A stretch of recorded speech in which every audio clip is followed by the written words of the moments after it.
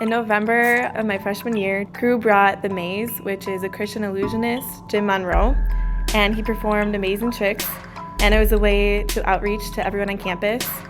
And Jim captivated everyone's attention with his illusions, but he also shared his life story about how God helped him survive cancer and change his life. In my English class, it was required of us to go to on-campus activities, and one of them happened to be The Maze, so my whole class attended The Maze. The next day, my professor asked what everyone thought of The Maze, and a lot of people were saying in comments how his tricks were amazing and how the illusions he did were just mind-blowing. Like, no one can understand how he does those tricks. But then when they were talking about the second part of his performance, everyone was saying how he didn't need to incorporate God into it and how he could have just left it at the illusions he did, and how they didn't agree with his story that he shared about God.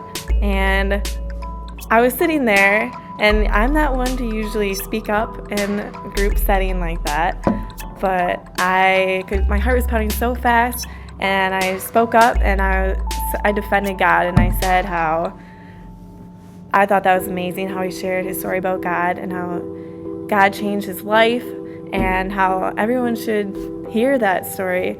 And my professor, he didn't like my response. He's like, well, some things just happen by chance, because he does not believe in God, and he's very open about that. So that just made me feel awful, because seeing how people are lost without God, it's just really sad to see that. So that's why I was explaining how I think it was a great idea that Jim told his story about God and how his life is so different now that he's living for God. My experience in my English class made me realize I need to always be on guard to defend my faith in God, and that even though other people might not agree with me or defend with me, that doesn't mean that should hold me back from actually sharing about God. It made me realize the need for people to know God and understand what He did for them. When I stand up for my faith, God gives me the strength to represent Him and point others to Him.